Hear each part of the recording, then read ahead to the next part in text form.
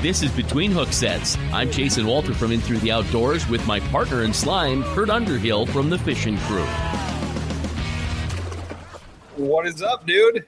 Well, I'm learning that sitting down to do a show with cold water after you've had a cold is the wrong thing to do. It made me cough up a storm. Did you notice when I went to my hot tea that the coughing went away? Your 17 flavor herbal essence tea? Yeah, right. The one that always blows my mind in the bottom of it there is the pepper, like black pepper in tea. It's supposed to be a health benefit, I guess. There you go. Yeah. So what's going on with you? Not much. Just been busy. Was in Chicago for the sports show last week. I was live from Chicago. Got through that. Made it home. Okay. Getting ready for the big Delta Waterfall Banquet this weekend, and then next weekend's the Pier Winter Fishing Weekend, and then just go. Lots of stuff going on. Let me ask you here real quick before we throw Jared on. I'm going to get rid of that so you don't bring him in while that's still up. Okay, you were in Chicago. Now, I swear that when you go to Chicago, they actually say Chicago. Chicago, right? Yeah, Chicago. Yeah, right. I mean, we in South Dakota or North Dakota or Minnesota, maybe, we say Chicago, but it's a blatant Chicago, isn't it? Yeah, 100%. And I had to teach everybody how to say pier. Are you guys because they were in Pierre. Pierre? Oh, yeah. Oh, you live over there in Pierre. Don't up. It's pier. Yeah, I was talking to somebody about the from out of state. They were talking about when they were kids and they learned the capitals. They thought it was Pierre, and the teachers taught them that Pierre. What's up, brothers? Trapper. What's going on there? Just out playing bird mercenary to nutritional plan. We'll watch it. Hey, there you go. Yeah. But yeah, we got a great guest on tonight. We got to meet Jared. He was on back in we're up there in May with Devil's Lake. And it was early May. Yeah. Jared is kind of the renowned behind the scenes producer guy, but he's got back into the outdoors. He's got a podcast himself, and we're going to let him kind of explain everything about Jared, the producer, Petrie. Yeah, what's up there, Jared? You go ahead. Start by tearing apart our set system here and let the folks know that you have had nothing to do with what we are doing here on this show tonight. I'm not going to make fun of anyone because I'm sitting in my home office, which is not ideal. But yeah, I mean, you've got audio under control, and that's good. Kurt's working in the lumberyard, so you guys are good. Yeah. Well, yeah, right. There we are. So pan a little left and right. I think people need to see your house because I'm frankly a little bit jealous. I might paint a room green. I really like the way that looks. Look at that. I want to do something doors. This is like an extra bedroom when we bought this house. I've always had even corporate America, I've had the luxury of working from home. I always joke I was working at home before it was cool to do during the COVID years. So consider myself blessed to have some opportunities that way. So I've always had some tricks up my sleeve in how I'm able to do those. In fact, on the other side of this wall, I have a much larger recording station that has a teleprompter set up so I can jump in and out of different stations in my home to jump in and do different recordings. Oh my! Depending on which company I'm working for. So, you kind of, plus my wife also works in corporate America and she helps out with stuff and she can edit video. And sometimes when we're on calls, which happens a lot, as we all know, it's hard to be in one room when you're talking deals. So yeah, we have multiple workstations throughout our house. So tell everybody about the Cyclops in the corner. Yeah. That is my beauty dish when I do portrait photography. But most of the time when I'm not using it, it's just sitting in the corner. But what's lighting it up is a LED panel that I just put on the ground for like backlighting or heck, I've even used it to light up the front of our house for holiday stuff. Right now, it's just lighting up the beauty dish. Isn't it amazing? I think, for people that watch the show or watch a show, right? Not necessarily even this particular program. Nobody really knows that there's all this crap that goes into the perfect lighting for the perfect show, and the light that's directly behind me that nobody can see. I'm not quite sure why it's there, but it's there. It's truly amazing. You have bigger, better lights than we do. Yours are heavy. Mine are pretty heavy. There's a bunch in the garage. We're actually packing up to my business partner, Pat Kelmerton, who we do Petrie Productions with. We are heading out to do media for Devil's Lake. They have their, I forget what, 42nd annual Fireman's Ice Fishing Tournament is this weekend. So we're going out to help with that. So a lot of my stuff is, you can see it. We've got gear and we're packing there. And we've got gear over here. So it's a bit of a rat's nest right now. Everything's on a charger out every direction. Like, I got cables everywhere. I feel like it's the scene in the Matrix. It's kind of crazy. Yeah. We feel you during a fishing tournament. Old Jason's got microphones hanging from the ceiling charging. I mean, you walk in this podcast studio during a fishing tournament and it's like, careful where you step. There's cables hanging everywhere. Yeah, it's true. I mean, everything. There's never the right like setup to where you could like, you think you have something dialed in and you're like, oh, I got 4 more new things and it doesn't fit here to charge. You guys, this is a big deal. Like I held out even for things like my phone. I waited an extra year just to get the model that had the USB-C because like all my mirrorless cameras are all USB-C. All my action cameras are USB-C. A lot of my shotgun microphones have a wireless feature that's all USB-C because I had so many cables and other accessories to support media capturing stuff. My computer can run off USB-C if I don't have my power bank. I have one cord now that can rule them all. So yeah, I mean, like no one really thinks about stuff like that, but that is a huge deal. Like I can buy one cord. It's in my Amazon cart. If I need more or it breaks, everything's 100 watt or more USB-C cord. It can charge and do everything. Yeah, you could pack up to go to a trip to Devil's Lake and you can have everything, all your ducks in a row and everything's good. And you set the camera up and go, oh no, I forgot the USB mini. Yeah. Even my light that's running right now is running off the same cord, all USB-C. I can take direct 120, a wall power, but right. Why you can just run it off power bank? So heck, even these little Sony MP batteries that you guys see, these things run all of my lights and stuff too. So they're my backups of backups. Yeah, it is pretty crazy. So let's as long as you're talking Devil's Lake, let's give Devil's Lake a little bit of love because it's really had they've been kicking him right between the legs there lately and I was going to pop up that media asset. I was going to pop up the headstone thing. I'm like, whatever.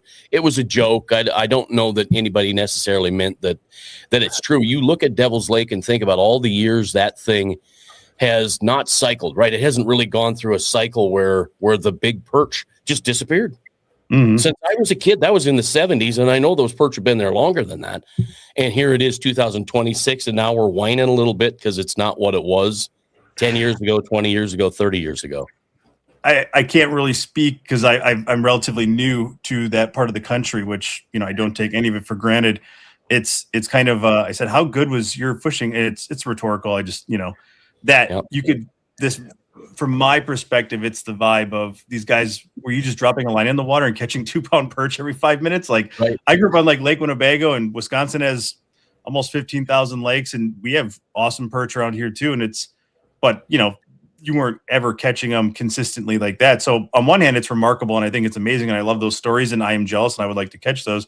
On the other hand, I'm helping produce the ice fishing report and the outdoor reports now, and every time we interview these guides, like while we're interviewing them, they're pulling out jumbo perch on the live stream. So I'm like, yeah, maybe you have to work a little bit harder for them, but they're still out there. So I don't know. The reality is when you do media, and you guys know this, for every 100 people, you're going to get a couple guys or girls that just want to rock the boat, and they're there to agitate. And if they were in front of your face, they might not say it, and then they go on camera and they do it. So you're never going to win those folks. The reality is they're still there, maybe just not as plentiful, but from what I've heard from everyone, especially in plains type lakes, like this is normal behavior. You're just caught in that window. So sounds like everything else is biting and behaving the way it's supposed to. And, I just, for someone who spends so much time behind a computer, anytime I can get out into the outdoors, I never take it for granted no matter what I'm doing. So maybe everyone else can appreciate it in a similar manner, The crazy part about Devil's Lake, and I had some conversations, it's funny when you go to Chicago and people they see South Dakota and they're like, I've been there, I've been to Devil's Lake. And I'm like, well, that's North Dakota. But how many times I had to correct people that's North Dakota, guys. That is not South Dakota. But, you sit there and you have these conversations, and I'm like, guys, like, It's like the same thing in Lake Wahi. If you've never been here, you're coming from a long ways away. I highly recommend at least one day with a guide. Because Devil's Lake, I mean, I remember one time me and buddies went up there. We had like 4 side-by-sides, and in 2 days we had to fill the side-by-sides back up because we were chasing fish. And we had like 1 Panoptics back then. We didn't even have live scope, and we're chasing fish all over this lake, and we burnt a half a tank of gas a day trying to find fish. And we went off the north side of it, or maybe that's the east side. I don't know. Just over, we never got past the Golden Highway. And down every night, like after second night, I pulled the map up to a couple of the guys, and they're like, well, we've had to do a good job covering this thing. And I pulled the map up with our tracks, and they're like, we haven't even hit an eighth of this thing. And I'm like, exactly. Yeah. Like, I've always found growing up on, I was just going to say Devil's Lake when I was a kid was this big, and it was big, right? But now it's this big, and to have a guide. And oh, by the way, back in the 80s, we didn't have any. Grandpa had the fish locator, so we had nothing. We had absolutely nothing but a Hilux bottle and a great big nut. Yeah, and that's how we marked when we caught fish. You whipped it out, and so 0 electronics. On Devil's Lake, and we still had a good time. It's kind of why I've always, and this is just me, right? Like ice fishing on smaller lakes, because then for me it was always easier to get on fish. My grandparents live on Lake Winnebago, so I had to spend a lot of time there as a kid ice fishing in an open water, and you have to be moving. It's why they troll out there so much. Bay of Green Bay, these are massive bodies of water, and mimics similar experience probably out to Devil's Lake. Like until you're out there, if you haven't been out there and you see it for the first time, you're like, man, this is a lot of grounder to cover, right? And it's to get on them and stay on them is, I would imagine, a challenge. Like my first time out there was with meeting you guys at that Aglow event, and we had guides, and I'm spoiled a little bit that way. Not that you can't do it without a guide, but it is a remarkable experience, and I think speeds up the process a bit if you are someone who is motivated to try to get a limit or get a personal best. If you're there to have a good time, then it won't really matter. You're can't not have a good time out there. But if you're trying to get on fish and stay on them, the guide experience definitely helps the cause. Well, and you eliminate tons of water. I mean, that's the way it is on a lot of these, like especially Devil's Lake. Now that it's creeped into every little bay and corner and taking towns and all that kind of thing. So there's a ton of area out there that doesn't hold fish in Devil's Lake. So why fish it? Yeah, absolutely. Well, we fished together the first day of that Aglow event, and like we're driving out there, and I'm like, okay, where are we going? And like I thought we were going duck hunting, man. We're down some gravel road. We get to the end and go, do you want me to back trailer? And he's like, nope. There's a big hole. I'll take care of it. And I looked when he backed that truck in, and like it was like this. And I'm like, I'm so glad you didn't tell me to back it in, because I'd have rolled the whole thing over. And we're in the middle of nowhere, and he had a graph in the boat, but it wasn't like it didn't even really do anything. Like, we were in the middle of absolutely nowhere.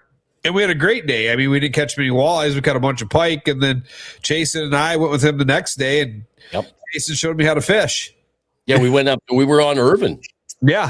Which is it was fun to fish Irvin, because I've not fished it ever before, because Irvin wasn't a lake or wasn't a slough when I was a kid. But my buddy Mark Candy Bar fishes Irvin quite a bit because he likes that lake and some of the others. So it was an opportunity to be there, and then we lucked out, and the fish turned on because the weather changed, and it was a good second day. He did like a monopod on day 2, but didn't get in the boat. Dude, I regret not dropping a pin on it and then kind of making it a challenge. Like if someone finds it, call me and I'll hook you up with something, because it's out there. If anyone finds a monopod in Irvin, I'll find something. I'll hook you up with something, because it's out there. As I joke, I've donated a fish crib to Devil's Lake. Did I tell you? I sent you a screenshot, right? When we had the GoPro down and we lost connection wirelessly to see what we were looking at. I thought the monopod would have tipped over and laid on the ground. It was floating vertically, and the GoPro went right by it. And I didn't realize it until I took it back in and looked at the footage. And then I didn't remember where we were when that happened. So I wonder if I could get like the GPS data off the footage. I never went back. Maybe I'll have to see if I can pull that. But yeah, it was little floating out there this weekend. right. Yeah, that was a thing. Thanks for rocking the boat, Kurt. The Man, look to the north. There he is right there. So, Jared, you let's get into your background a little more, why we call you the producer. And so those folks that don't know, Jared is the brains behind the new Fishing Crew website. And if you hadn't had a chance to go look at that, I think we launched ourselves into a new century with what we did there. The old website was great, but we really I feel like the bar got raised. Do you want to start with your website, or do you want? Or you start about you. Let's talk about you and how you got into this game, and we spent thousands of hours on the phone in the last 6 months. So, kind of give a little synopsis of you, how you got into this game, and where you're headed.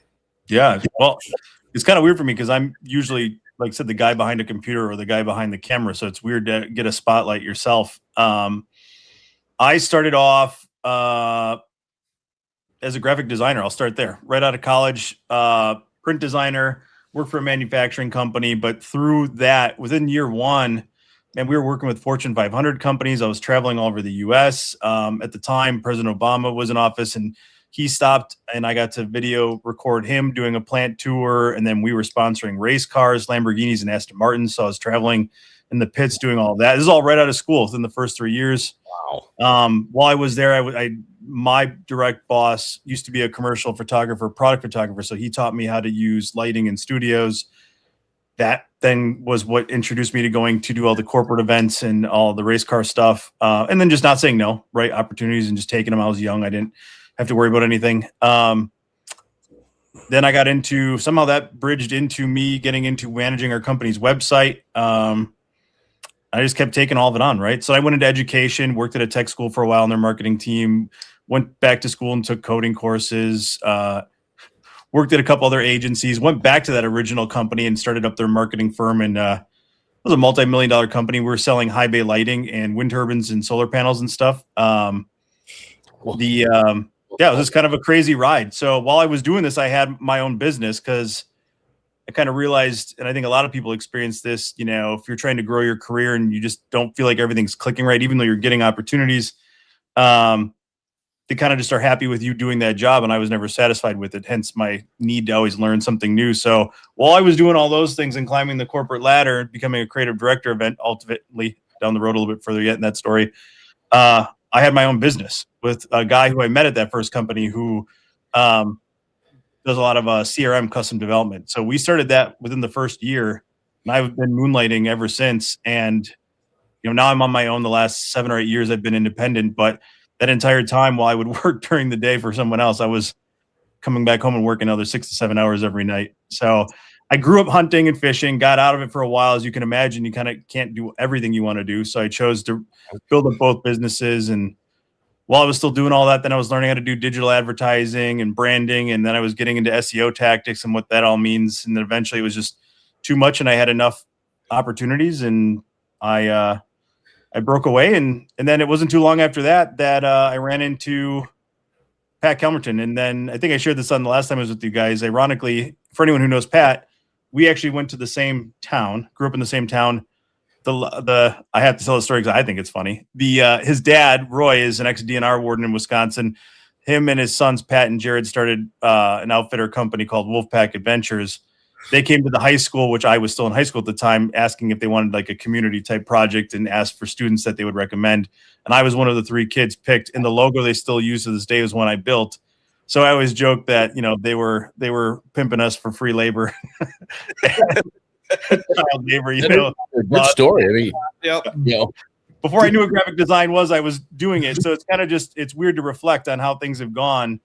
But yeah, when you say the brains behind things like that, I've been doing this for other agencies in manufacturing and education. I've had clients that have been startups all the way to Fortune 500 companies in every space. It's been a wild ride. It's been really cool. But I've always kind of missed the outdoors. And because when you work so much, especially in the corporate and manufacturing worlds and professional service worlds, you don't ever get outside, right? So there kind of was a need to get back and doing that the older I was getting. So it was kind of cool that it worked out. I kept running into Pat at the ice fishing shows in Oshkosh, and kind of the rest is history. Then it took me on to an Aglow event, and then I met you guys. So, it's been steamrolling ever since. Ooh. Yeah. It's a cool story. It is. And the whole Kelmerton thing with doing a logo in high school is pretty amazing. I got a kick out of that first time I heard it. Yeah. And so you kind of got back into hunting and fishing, and let's talk a little bit about Geared Up North and where that idea came from in your podcast you have. So when I said I kept running back into Pat at the Oshkosh ice fishing show, he was still working with Clam in the Clam booth. I would go there with my the guy who I do Geared Up North with, Martin Ringheisen.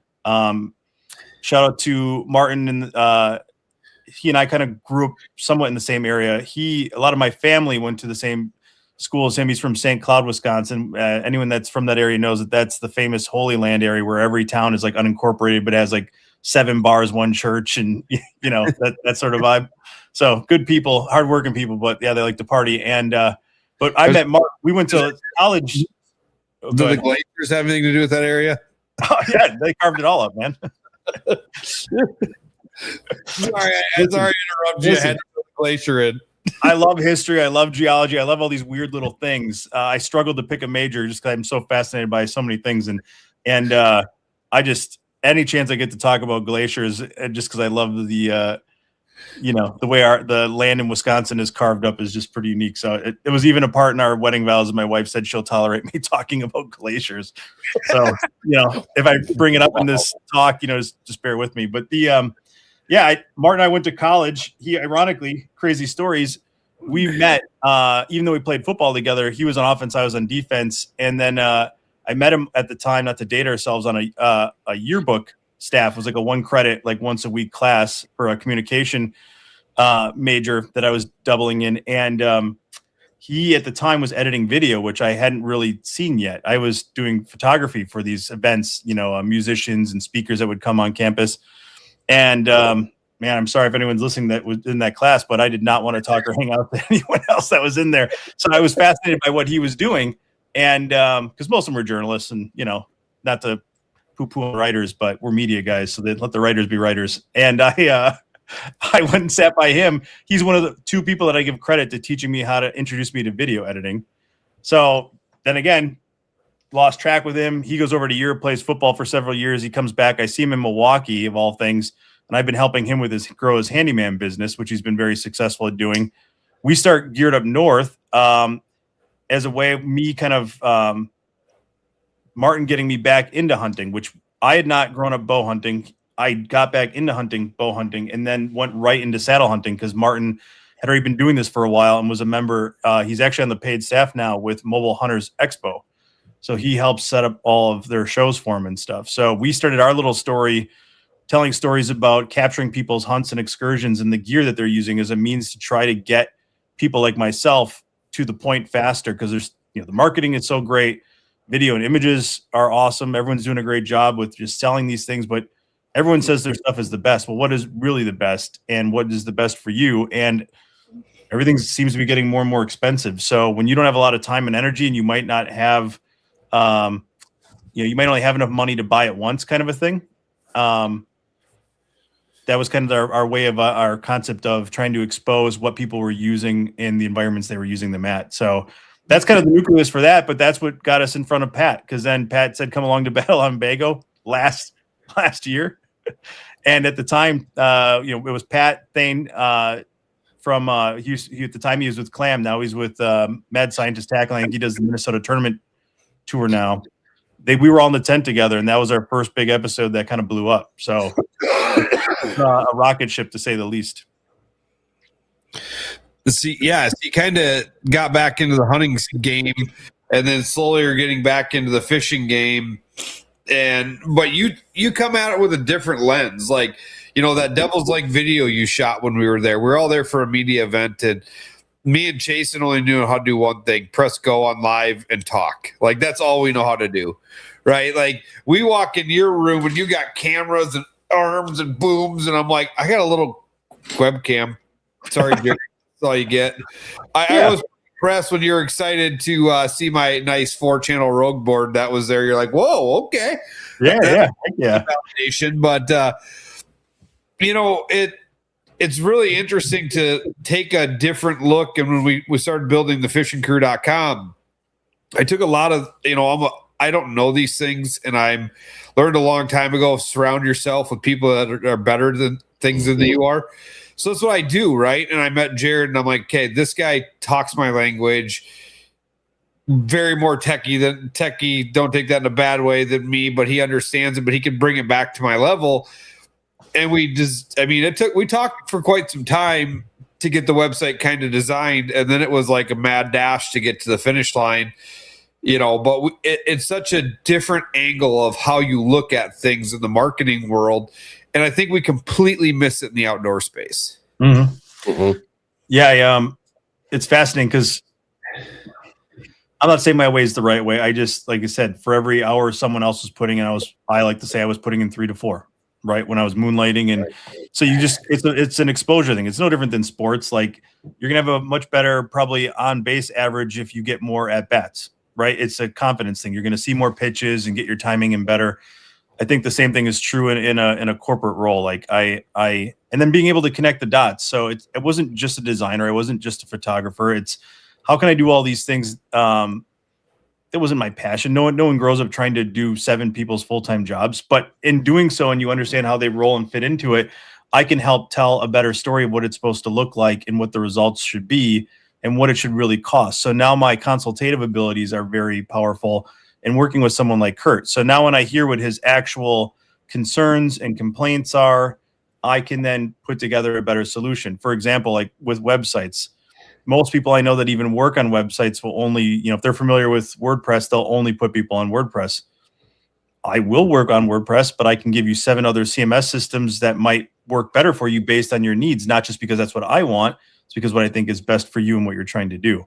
So that's how I take that approach, and then having the comfort and the confidence to know these programs and to use them proficiently enough to actually charge someone to do it for them. Right. Because Kurt, when that website went live, I think within a 24-hour window, you had already $100,000 in sign up or something. I don't know what the exact numbers were, but he's like, yeah, you won't be ready for this. And sure enough, like all night long, you're just getting pinged, people signing up for his terms, which is an awesome experience. But when you're doing that and that's someone's livelihood and that's his reputation, you got to be confident enough in your skills and the platforms you're putting someone on to achieve his goals, but not, wreck his business and his reputation. Well, and it's more than that. It's the way the way we've talked about things and how you direct people and you do these different things, and not to get too techie and nerd out like you like to say, but I will. We had Brian Brosdahl on last week, and he made a comment that it takes 10 years in this industry to make it. Mm-hmm. And it's true. I've been doing it 18 years, right? And it started to roll the last 5-6 years for me, really started to roll. But I think it's not that hard if we look at it in a different lens. If we take it from what Jared, the producer, understands and bring that into the outdoor space, that 10 years, I feel, can get cut down. Mm-hmm. Yeah. Yeah, you got to do it right. I mean, it's just like Jared, when you talked about buying equipment, you go ahead and you can buy these $7.99 lights, right? Yeah. But all of a sudden one day they're going to flicker and they're going to go out and you're spending more money now. You're buying. So you go out and do it the right way. And here's a good example for people who maybe, don't quite get it. I built my website. It's a Duda website. It was very easy to build. I put it together in a matter of a few days, honed it over a couple of weeks. I use it so radio stations can get my show so they can play it. That's the only reason it's there. But I just assumed now that I have a website, I'm going to have tens of thousands of views on my website because I have pictures and stories and things. And no, I get hundreds and thousands. Now you build a site for Kurt, you build that site, and no more than get it finished and clean the smudges off the windshield, and you're live, and that sucker's got to hum and it's got to work. And it did over $100,000 worth of business like the day it went live, right? Yeah. Yeah. I think today there was another sign up. It's still taking people. Yeah. You do it right and you elevate yourself. You do it wrong and you're just down here pissing with the puppies. I mean, that's just the way it goes. if I got it wrong, I probably wouldn't be on here tonight. He says it takes 20 years to become an overnight success. Yeah, I mean, that's kind of right. Yeah, no doubt. That mayor of Mobridge, Gene Cox there. Gene, good to have you on the show. Thanks. And that's a great point too. It's like, it was very important to me, having some familiarity with the outdoor space, nothing from like what you guys are doing from like the media side, just doing it with family, and enjoying it. But even going with Pat, the first couple trips, the first one we did was the Rainy River, up in like Baudette, Minnesota. And I was just along as a guest. And then the second trip was when I met you guys in Devil's Lake at the Aglow Media Day. And I was just there on behalf to help capture things with him. It was through conversations and that everything else kind of poured out of what we could do. Yeah, I never once, nor will you ever hear me claim to be something I'm not, right? Like, I'm the media guy, the producer guy, the behind the scenes. I want to be out there. It's really nervous being in a boat with people like yourself and the Pats of the world and all these other guides that grew up with it, and the technical terms, everything from all the different knots. Like, in some of these things, I just don't have the bandwidth or the experience. It's not what I was, even though, like I said, not aware of it. It's just, I don't have the years and the experience on that. So trying to be in a boat with someone when there's limited space and resources for that, and you get the cut just because you're a media guy, like, I never want to take that for granted. I never want to pretend like I'm supposed to be there, and I want to own my job to the best of my abilities, because that is why I'm there. And I don't want anyone, it's kind of, there's a lot of pressure, to be honest, when you think about everything that's gone into it, especially, how long others have been working to get to the status that they're at. So there's a high level of respect and appreciation that goes along with it. Now, you don't need to go in talking that way, right? Own it, dominate it, be the stud. But I also don't ever want to take things for granted either. Yeah, I mean, 100%. Like that weird Devil's Lake. I mean, you made a whole video. I didn't even know you were recording half today. Yeah, right. The Devil's Lake video, I hate to say this because, like, you should own it, right? But, like, there was no script. I was there just to help capture the event, and it was the idea of turning things into a glow, which I have no problem with. But at the time, this is the first time I was meeting everyone, so I didn't really know what I was getting myself into.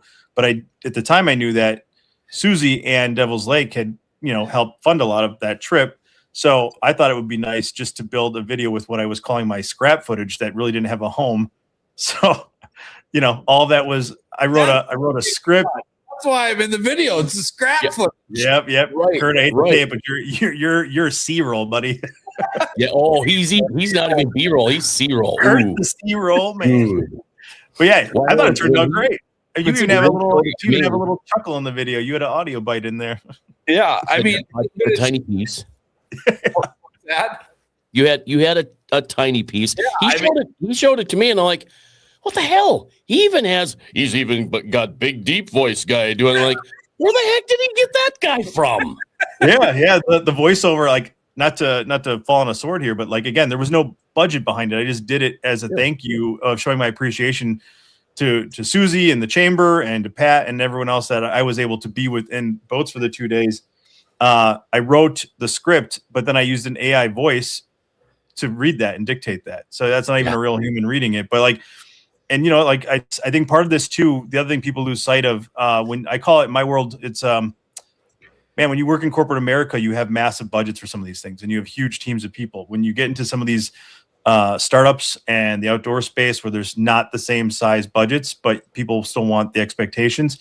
In my world, we call that growth hacking. How are we going to get it done with resources? And I know some people don't feel good about where AI and some of the stuff is going, but as a business owner myself, doing things for other business owners, trying to compete in an ever competitive world, I use the tools, and I really don't care what people say about that. Like, if you want to compete, it's not replacing anything. It's making us do better stuff. Use it to do better projects, be more efficient in your efforts. Right. If I had the budget, I'm never going to be like, hey, can one of you guys be my voiceover? And then I don't have a budget for you though. And then I take your time. Right. Like, I don't think people should work for free in that scenario. So if I can't give you a fair chunk of money for your efforts, then I'm going to have to lean into stuff like that to still be effective. Right. I'm not trying to undercut anyone, but I'm never going to show up and expect someone to help me do something for free, So that's kind of how I get around it. Well, and the AI thing, it's an efficiency tool. I thought it was going to be cumbersome, but it does things that, like you said, you have to contact 2 or 3, 4 people to get something specific when you can just say, do this, I want it this way, that way, and then tweak it. Oh, wait a minute, do it better. Yeah. And boom, you're done. Okay, that takes you 2 days. Oh, for sure. And I've talked about this with Kurt. Like in an ideal world, I would not want to be using it, but the reality is it's not going anywhere. And I don't want to get passed up by other people, no matter what industry I'm supporting. So if I can take my skills and help someone like Kurt or anyone else in the outdoor space compete with other industries that have been using this stuff for a long time already, and bring some of that, no matter what it is, it could be trying to rank higher. Maybe you want your sentiment score. Maybe you want to start ranking in AI searches more. Maybe you just need help with video production, whatever it is. To do all that stuff gets really expensive. So what can we do to keep the cost down? And back to that macro term, I said growth hack our way through it. We build a custom plan using the tools that we have available to us to keep costs down, to give someone a realistic chance to even compete with the way things are going. Yeah, it's amazing. I'm surprised at how AI fills gaps for people that like you. We're even starting to use it in radio now, where a salesperson will turn in a production order and they'll say, we want 4 or 5 kids yelling, "Yay, dinner's here!" Right. Okay, right. So that used to be all right. Well, Mary down the hall's got 3 kids. If she can get them in here tonight, we'll. No. You tell AI what to do, and boom, it's there.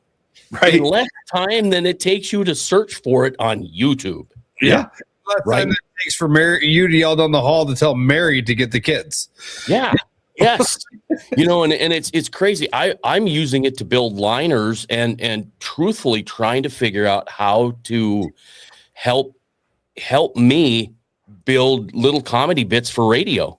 Oh yeah, I don't have to reach out to a comedy service and fiddle with the barter. I don't anything like that.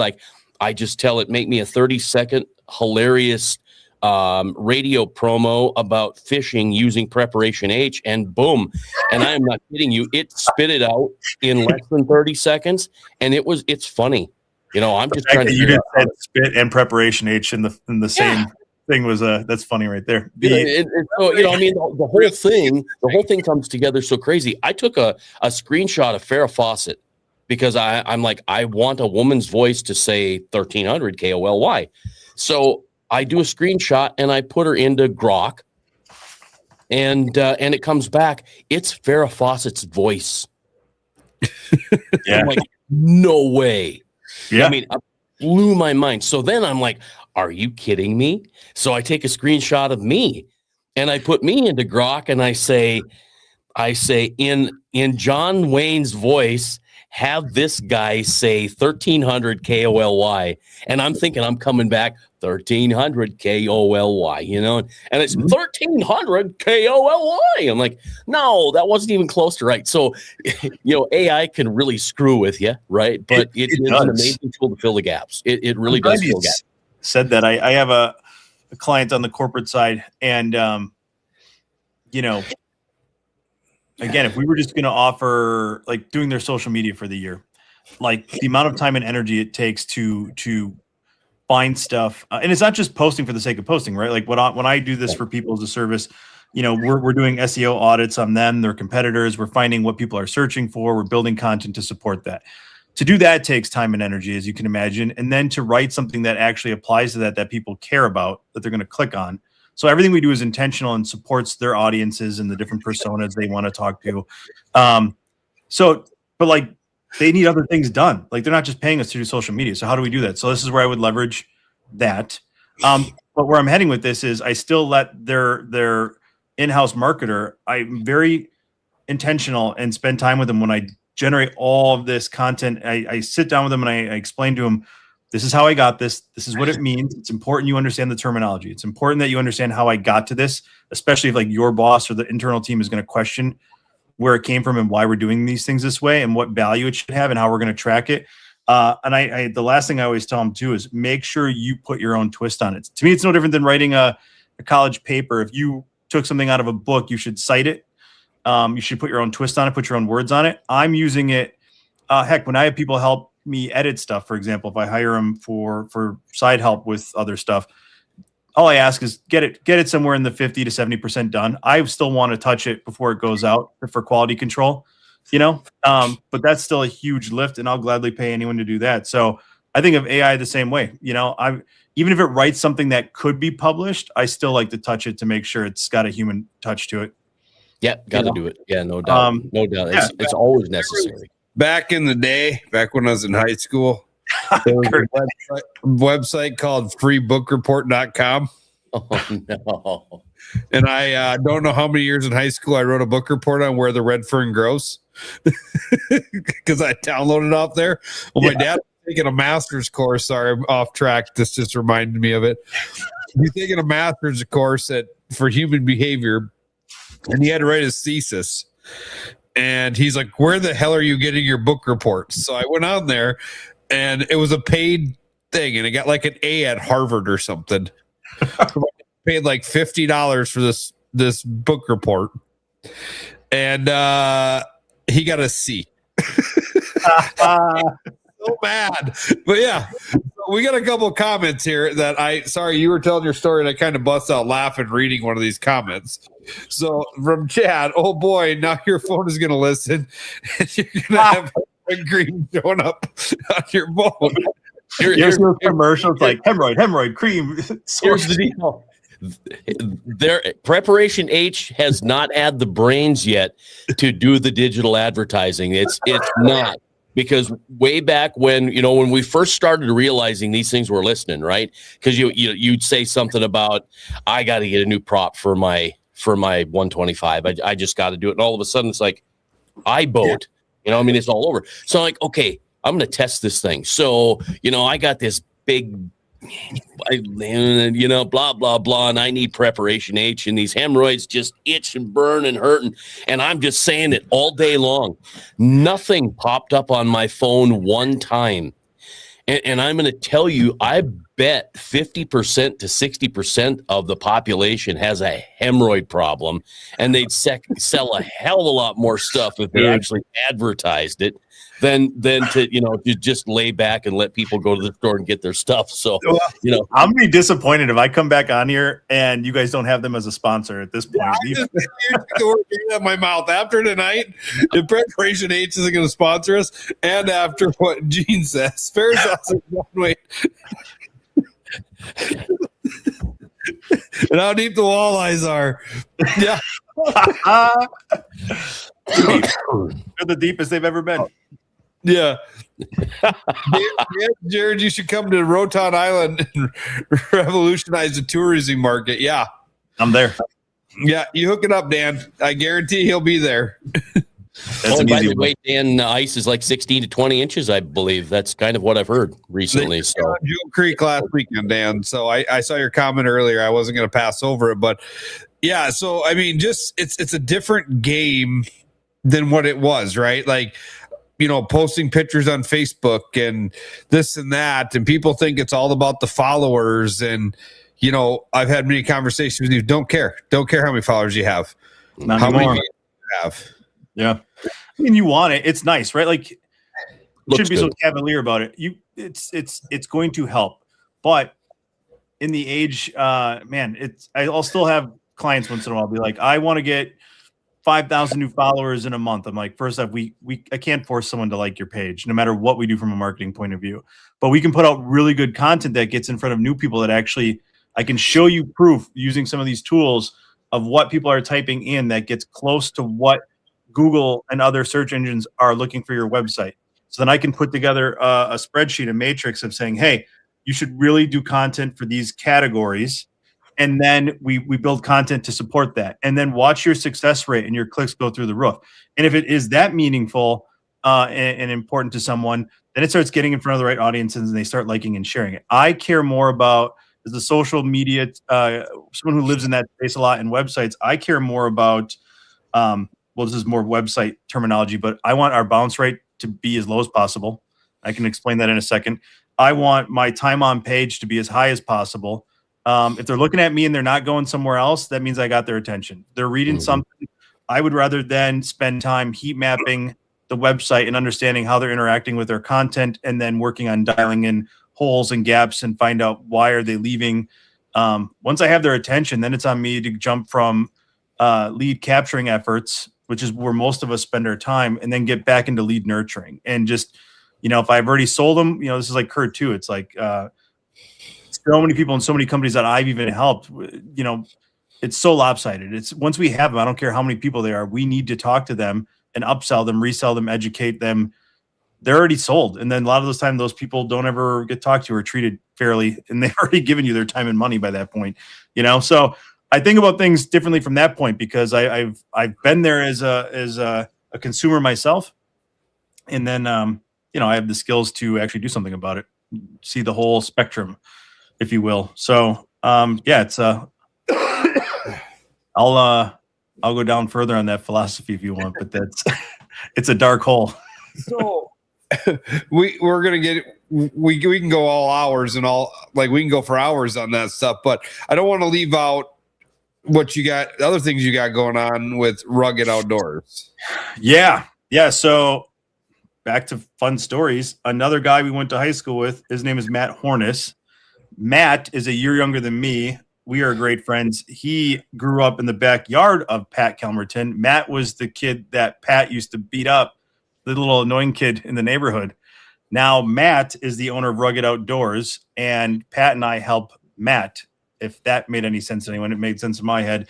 That is, so there's me, and then we have Petrie. That's Pat and I. There's Geared Up North that I support and do the producing with Martin. And then there's Rugged Outdoors. Rugged Outdoors, the best way I can describe it is it's an e-commerce website, but I like to say it's the modern day trading post. Where it is at and where we're taking it is it's all rugged and premium outdoor gear. So although it's relatively new, for example, we have our own products where we started with e-bikes. So, and I'll even name drop, like I currently still have a Baku Mule, and it's a fantastic bike. But this bike right out of the gate was very expensive, and it can do 300 pounds dead pull, and I can get about maybe 17 hours on it. To upgrade to the next battery, which might get me to a 20 milliamp hour battery, that's another $1,500 on top of already. I think now they're up to almost $7,000 or $8,000 on their website. I've worked with Matt, putting together different components from different companies, both overseas and abroad. His bike now has a motor on it that can do 675 pounds dead pull, and his bikes start with a battery that is a 30 milliamp hour battery. So and it's $2,000 cheaper than any bike in its class. So the reality is we're a smaller company. We have more flexibility, and you get better pricing when you spread it out and not just work with one company, because working with companies overseas, whether it's China or any other country, it's a labyrinth. It's crazy. And that's even before you start looking at the regulations with trades and stuff like that. So it's doable if you want to do it. It's just, it takes time and energy. Matt is a finance major. He's a high producer in sales. This is kind of his bread and butter to kind of stitch these things together. So we started with e-bikes. He's then worked on a partnership through Yakima Baits doing maglips and Mad Scientist Tackle. So they do their UV and IR coating on the maglips that Pat Kelmerton helped to make that connection with Jared Higginbotham at Yakima Baits. And then Pat, as we all know, still works with Relevant and Mad Scientist as their in-house person while he still does media stuff with us. So he helped pull that together, which has been super cool. That just is blown up. It's one of those things too, where it's one of hundreds of examples when you're kind of getting back into things. You grow up salmon and trout fishing in the Midwest, and then you go out to the West Coast, and you almost feel like an amateur, it's not even close. And it's crazy when just a fishing lure itself has a cult-like following. And I'd say that in a positive way. So it's been very interesting. Like I said, the learning curve is arguably as steep as learning all the technical stuff that I've rattled off already on this call. But that's something we're doing and having really good success with, because they're exclusively sold there. And we're looking at growing the fishing line. And then Kurt, I can go deeper on this, but we've been able to create some unique partnerships with companies like Cold Snap, and we're working on one with Banded and Condition One Casings and other sunglass companies. So hold on, I'm going to go grab something so people understand something. Okay. I don't even know what he's going to go grab. But two by hands the for way, beginner. Gene, thank you very much for mentioning walleye, because now Kurt can expense this show. Okay, yeah. Well, if you need me to say it we're good to more go. times, I will. Yep, he's able to expense the show, so we should be good to go. I'm I not feel, beyond that. I feel left out when Chasen always does this on our show, so I'm going to do it for once. Oh, yeah, there you go. Oh yeah, there you go. Right there. So that's got mad scientist coating on it. Yep. So the what's happening? It's tough, right? Because humans don't see in UV and in these other spectrums. So I didn't know this. Again, I have no problem being humble, right? Like I didn't realize that most predatory fish see in these wavelengths. So when they no longer see in whether it's depth or water clarity, these spectrums penetrate farther and deeper into the water. It's kind of the reason why I've heard Pat describe it. There's a reason why plants and stuff can grow on the bottom at hundreds of feet deep still, right? Because even though it's dark for us, like light is still getting down there in these different wavelengths. So when you think about it like that, you're like, okay, yeah. And then these fish are picking up on that because they have the ability to sense and see in these spectrums. So as the science goes, these lures are reflecting that when they're no longer, the colors and the patterns aren't being picked up as much. So it's kind of crazy when you go watch the videos with these guides that were out. Pat and Matt were just out in Idaho for a trout tournament. I can't remember the name of it. I'm sorry for everyone that was there, but it was wildly successful. And again, like regular lures and non-coated lures, no one was catching anything. They dropped these in the water and they were just hammering them. So it's like on that Rainy River trip, we were using coated jigs. We weren't catching anything all day. Pat dropped this like kind of bluish pearl jig that was coated with their coating, and within like 10 minutes we had 5 walleyes on.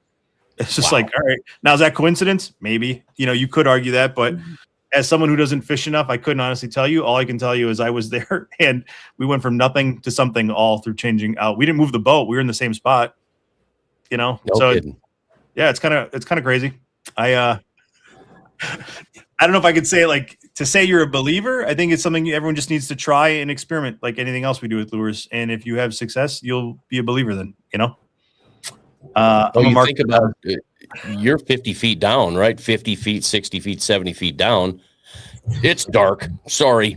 But to the average person, and I'm sure to a fish as well, it's dark.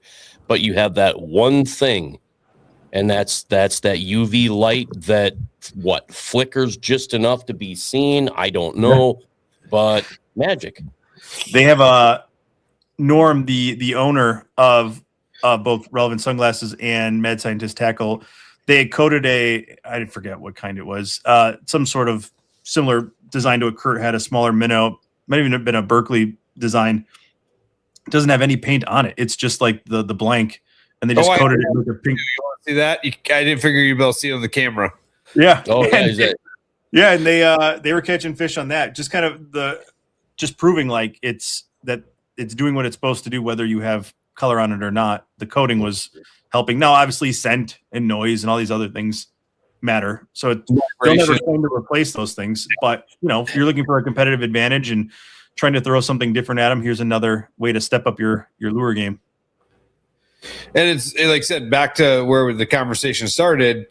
You guys have the only mag lips coated in it. Yep. Yeah, we're working on agreements with them too to expand that. It started with mag lips just because of relationships, right? Which is kind of how everything kind of works, especially in the outdoor space.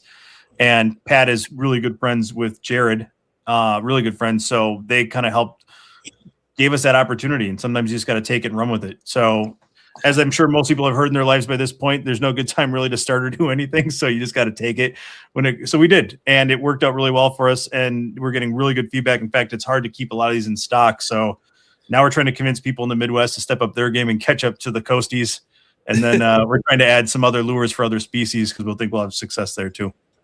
Yeah. Like Gene says, the old school crappie logic, black twister tail and murky water, white jig body and clear water. It's not superstition. It works. It's works. 100%. Yeah. I mean, I remember when I was a kid, we went down to the James River me and a buddy, and it was raining shitty day, probably one of the best days I ever had. I threw a brown with the orange Mr. Twister tail. Oh, yay. Yeah. Black leadhead jig, and we crushed fish. So not knowing anything back then, like that was instantly you had to use that every time. We could never reproduce that day. And then it got rainy and shitty one day, and it worked again. And I'm like, oh, crappy rainy days. I didn't clarify water clarity. It was crappy rainy days, brown twister with the orange twister tail, black jig head. It's gonna catch you fish. Yep. Then then I'll go ice fishing with my buddies, and then after a couple of beers, I'll just put a hot dog on, and then you slam a pike right away. So I don't know what's going on. I got a lot of pike off of hot dogs. Trust me, that's the tactic. I can tell you. Maybe we can get a lure from Mad Scientist that's shaped like a hot dog, but then with UV coat a hot dog. Yeah, I can tell you all. I think that's the oils and the crap that come out of the hot dog. Sure, I wouldn't be surprised. I told you guys. I caught that 63-inch sturgeon on an ice fishing rod on that same trip, and nothing was coated. It was just a hook, but it was all covered in like worms and minnows, and I couldn't even tell you what company it was, but it was some gross. I was just calling it stink because I was just having a blast. But it took that, and man, I agree. I not growing up ever using scent. I'm a big believer in scent with these things as well. Now, so to be honest, where the whole preparation H thing came from, we had a guy on here, an old school PWT fisherman, talking about how he used to coat his baits in preparation H. That's where the whole preparation H thing came from. That's kind of how preparation H. Yeah. Like putting preparation H on your crankbaits back in the day worked. Yeah. I do have a tube in my Garmin bag, by the way. Do you actually try it? You do it? I'm built that way. You know what? Here's the thing. I forgot the last few times I forgot that I even had it. So will I use it next spring if I'm smart enough to remember it's in the bag? Yeah, I'm going to try it. I would love an update. I would love a report on how that works. Yeah, I'm gonna give it a go, and just I have to see, So we had a question about those lures. Do they whistle? I mean, like a Nerf football, throw them through the air. I mean, it's all kinds of different things. And in the tackle game, it's a race, right? It's what can you design different. And I always say half of what we buy is for our eyes and not the fish's.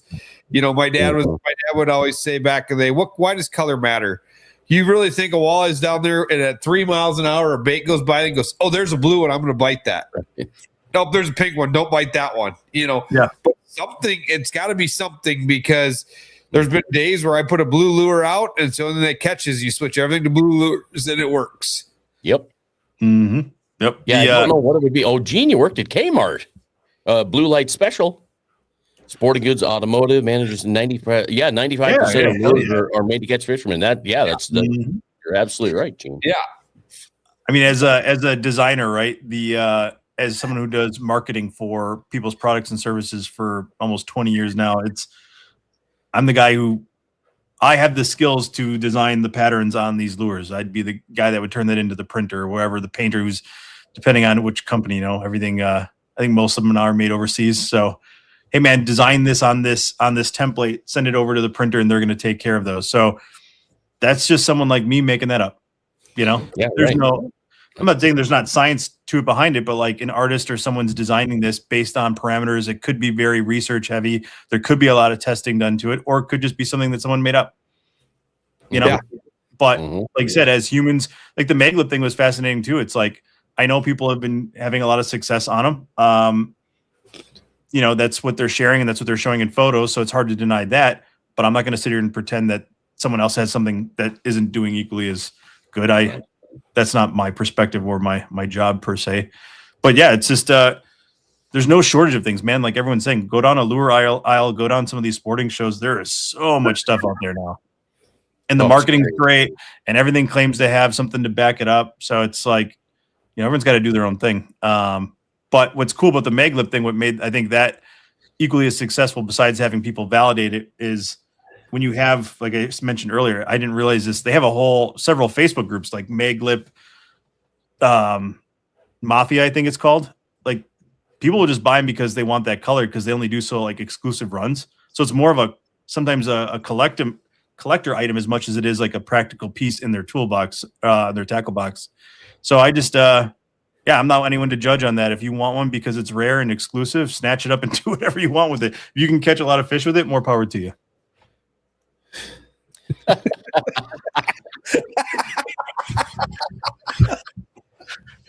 This creep. For real. You wonder if that's related to people using corn to go fishing too. There's. Yeah. Jason, you better read that out loud for our podcast listeners that don't see the audio. All right. So Chad Johnson says, you got to wonder whoever came up with, hey, guys, I got a great idea. This creep might stick in my butt. What if we tried it on a lure?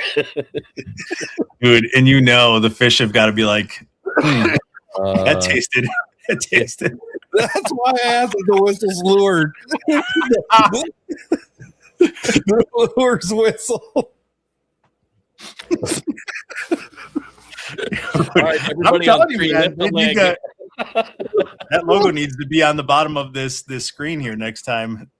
Yeah, really. On ammo too. That's funny. I love it. Oh, yeah. Right, it's just, oh my gosh, I lost my train of thought. Thanks, guys. No. Yeah, see, that's I'm not gonna be able. I'm laughing too much after my cold. We're just about done. Oh yeah. Well, I mean, okay, keep it going. Yeah. Thank you for the last, man. I mean, man, I hope people comment even if they see this later. The you use Preparation H. There's got to be other weird little, tactics and. I don't care what it is, creams, other weird things that guys have used over the years to put on lures to catch fish that you'd hear it and you'd be like, what the hell are you talking about? They're looking at you like you're serious and you're like, you've got to be kidding me. That's what you do? Guys Preparation H. You're dipping it in their red gas things, throwing crankbaits out. Yeah, right. Yeah. I've seen but yeah, when we heard Preparation H, that was a new one, and it's ongoing, and Jason carries it around for multiple reasons. Wrecked him, damn near killed him.